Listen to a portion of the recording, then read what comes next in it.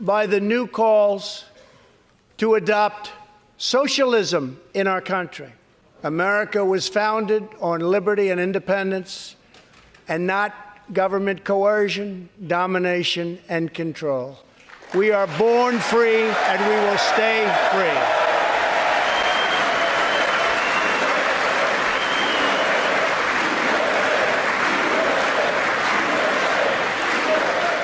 Why not sign the other bills, though, so some of these workers can get paid, the government You get think more? I should do that? Yeah, No, do you think I should do that, John? Well, I mean, it's not for me to say that. I watch your one-sided reporting. Do you think I should do that? John, it's no, not seriously, my John, do you think I should just sign? Well, the argument has been made that you me. can sign these bills that have nothing to do with John, border security. 5 months from now, we're going to defeat Sleepy Joe Biden. Boy, does he get a pass from these people, huh? You ever watch fake news CNN? You ever watch where they go?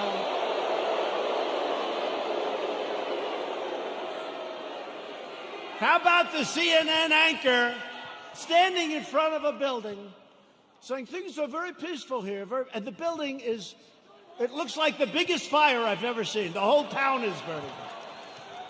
It's like the biggest fire, and he said, things are very good here, Anderson. I think it's good. I think it's good. These are wonderful people, Anderson. These people call them protesters. Isn't it beautiful? It's so beautiful. No, they're so wonderful. So last week they called me, and they say, sir, West Point, we're ready. I said, oh, that's right. I have to make the commencement speech at West Point. 1,106 cadets were graduating, and beautiful. Right? Beautiful cadets. So, this is just to show you how bad the fake news is. So, they say to me, sir, we're ready to go. I say, let's go. This is after saying hello to a lot of cadets, inspecting little areas of a building that was very exciting. Actually, it's beautiful, very old. Okay? But they said to me before the speech, sir, would you like to salute each single cadet, or maybe they'll be in groups of 2. Would you like to salute like this? Yes. Like this. Almost 600 times. You know what that is? 600 times! You go home and you say, it's like a workout without a weight, right? 600 times. So I did that. Then the incredible helicopters, brand new, gorgeous helicopters, the Apaches and the other new ones that we just bought. So they fly over, and the kids throw the hats in the air. It's beautiful, it really is. And it was a beautiful day, and we're all finished. I was on the stage for hours. Sun, I came home, I had a nice tan. Meaning I had a nice sunburn. But I make the speech, right? I salute for probably an hour and a half, maybe more, but around that. Watch, if I'm off by 2 minutes, I'll say, he exaggerated. It was only an hour and 25 minutes. He exaggerated, he lied, he's a liar. These people are sick, the fake news.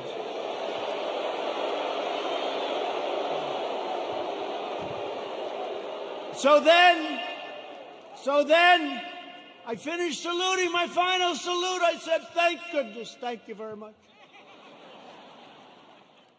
Now, the general says, sir, are you ready? I said, I'm ready, General. Where are we going now? You have to understand, I left early in the morning to get there. Now it's sort of late in the afternoon. A lot of these fakers were with us, so they know. He said, sir, we can now leave the stage. I say, great, General, let's go. I'll follow you. And he goes like this, right here, sir. I say, General. Now, you got to understand, I have the whole Corps of Cadets looking at me. And I want them to love their president. I did this big thing. I love them. I love them. They're incredible. And they do. I said, General, I've got myself a problem, General. because I'm wearing leather bottom shoes, which is good if you're walking on flat surfaces. It's not good for ramps. And if I fall down, look at all those press back there. Look at that.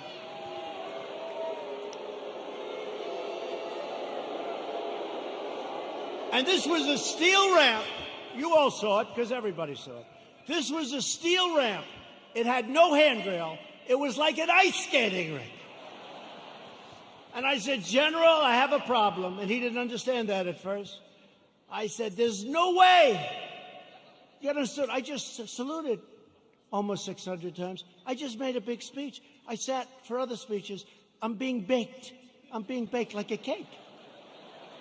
I said, General, there's no way I can make it down that ramp without falling on my ass, General. I have no railing. So I said, is there like something else around? Sir, the ramp is ready to go. Grab me, sir. Grab me. I didn't really want to grab him. You know why? Because I said, that'll be a story too. So now I have a choice. I can stay up there for another couple of hours and wait till I'm rescued. Or I can go down this really steep, it's an ice skating rink. It's brutal. So I said, General, get ready because I may grab you so fast. Because I can't fall with a fake news watcher. If I fall,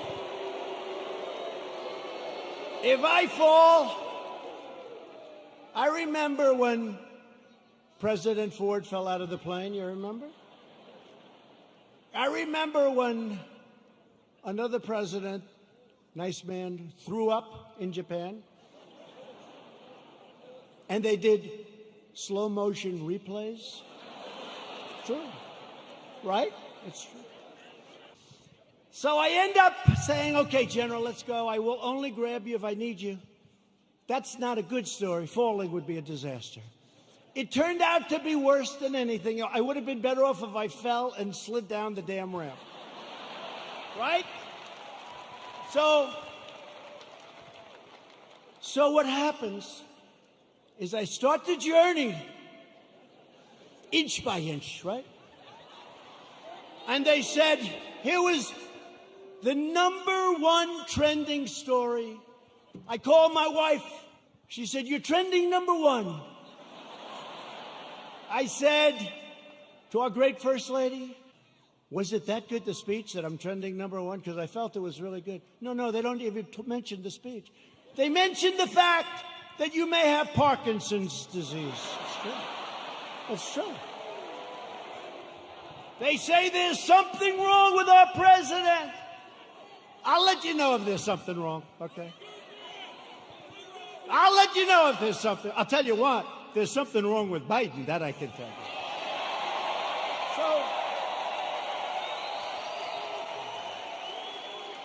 So then my wife said, well, it wasn't only the ramp. Did you have water? I said, what does it have to do with water? They said, you couldn't lift your hand up to your mouth with water. I said, I just saluted 600 times like this. So what's the problem? She said, well, I know what you did. You had on a very good red tie that's sort of expensive. It's silk because they look better.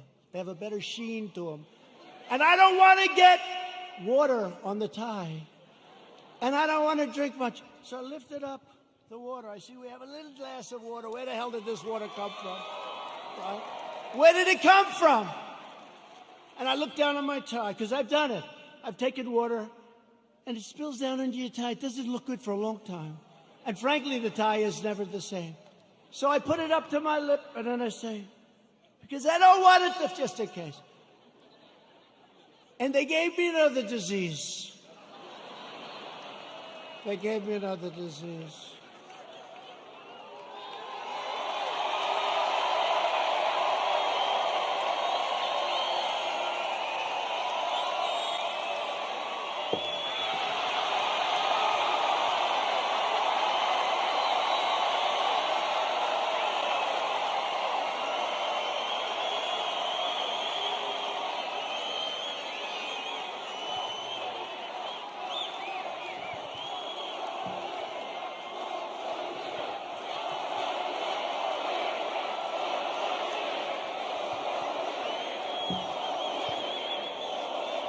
They are among the most dishonest people anywhere on earth. They're bad people, bad people. You said last week on Seattle that if the mayor of Seattle, the governor of Washington, didn't take steps to end the occupation of the Capitol Hill neighborhood, you would step in and you would do something. 100%. That they still haven't ended it. They're negotiating. Are you considering taking action? You know, they're negotiating garbage removal.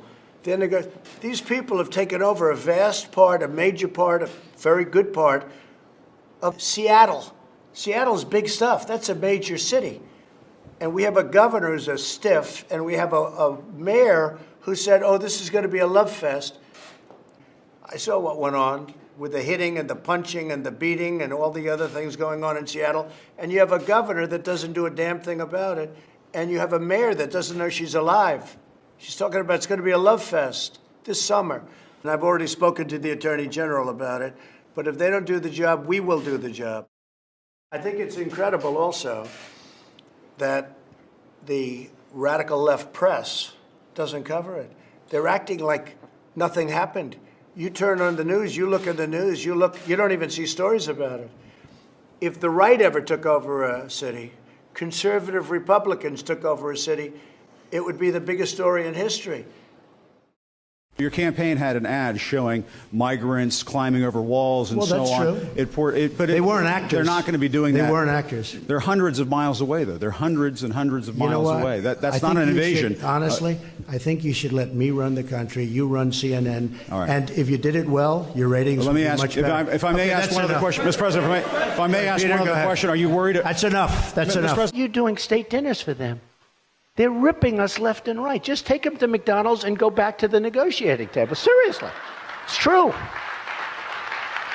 Since you attacked CNN, can I ask you a question? John Roberts, go ahead, Can I John. ask you a question? No. John Roberts, go ahead. CNN is fake news. I don't take questions from CNN. John Roberts of Fox. Let's go to a real network.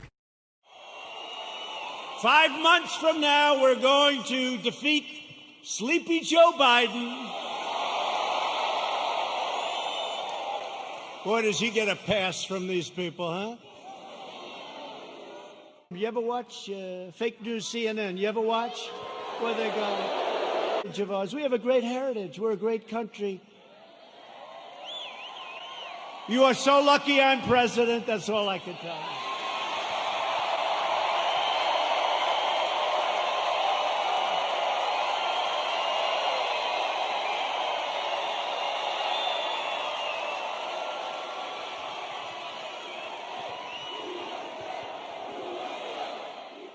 What does it say to you that basically the Democrat nominee for president of the United States got the posthumous Osama bin Laden endorsement, that this guy is the guy that they put forth?